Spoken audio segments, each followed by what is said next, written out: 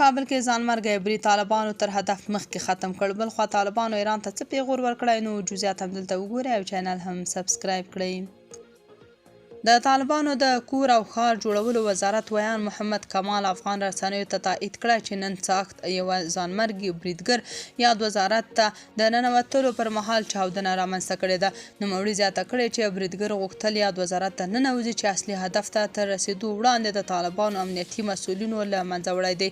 نوموړي زیاته کړې چې په دې چاودنه کې د ځانمرګي په ګډون 2 کسان وژل شوي او 3 ټپیان دي. د طالبانو د کورنیو چارو وزارت ویان عبدالمجید قانع هم ویلي چې بریدګر هدف ته تر رسېدو مخکې له منځه وړل شوی دی. یاده دې وي چې وړمه ورځ کندوز کې هم ځانمرګی برید شوی و چې نتیجه کې له 100 ډېر کسان شهیدان شوي وو.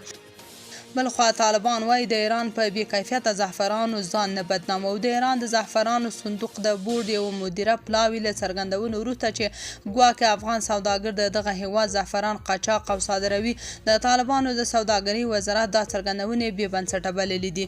دغه وزارت د چهارشنبې په ورځ د سلواغې 23 په یو بیان کې ویلي چې افغاني زعفران د ایراني زعفرانو په پرتله څو چنده لوړ کیفیت لري.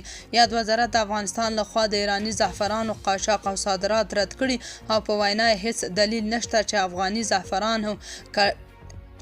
زعفرانو کیفیت ته دی په نړیوال بازار کې زیان ورسیږي. د طالبانو د صنعت او سوداګرۍ وزارت په بیان کې راغلي له شک پرته چې د افغانستان صادر شوي زعفران په بشپړ ډول کورني محصولات دي. یاد وزارت ایراني چارواکو ته سپارښتنه کړې چې د بې بنسټه ادعاو پر ځای د خپلو محصولاتو کیفیت لوړ او په نړیوالو بازارونو کې ورته ځای پیاوړی کړي. تاسو په دې اړه څه نظر لرئ؟ کومنټ کې شریک او چینل هم سبسکرایب کړئ.